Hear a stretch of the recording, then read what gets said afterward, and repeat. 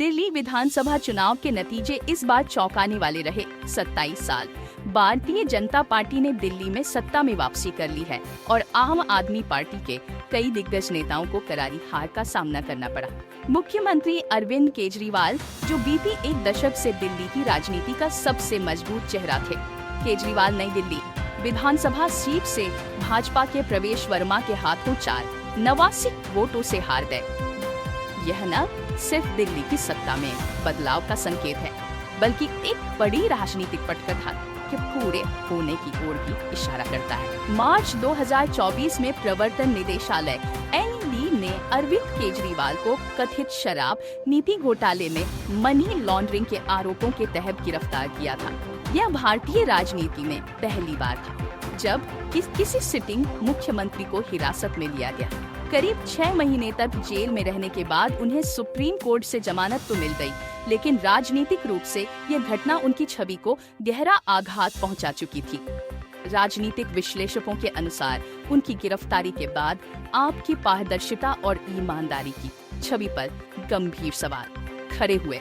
विरोधियों को केजरीवाल और उनकी सरकार की विश्वसनीयता पर हमले करने का बड़ा मौका मिला।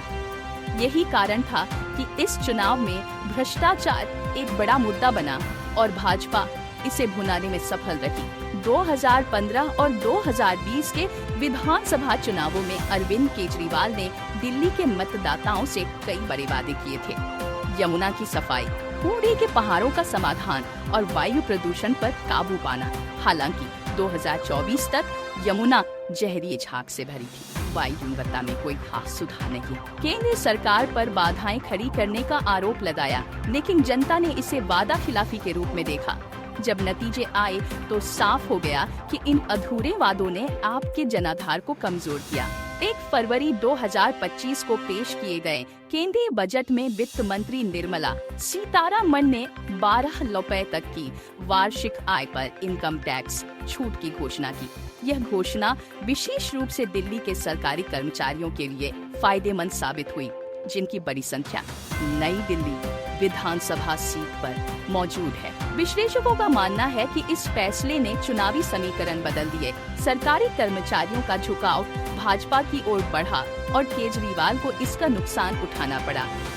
दिसंबर 2024 में भाजपा ने अरविंद केजरीवाल के आधिकारिक आवास की तस्वीरें जारी की, जिसे उन्होंने शीश महल करार दिया। भाजपा ने आरोप लगाया कि केजरीवाल ने जनता के पैसे से अपने घर का कैंटीन 75 करोड़ की लागत से नवीनीकरण कराया, जिसमें जिम, सोना और जैकुजी जैसी सुविधाएं जोड़ी गई।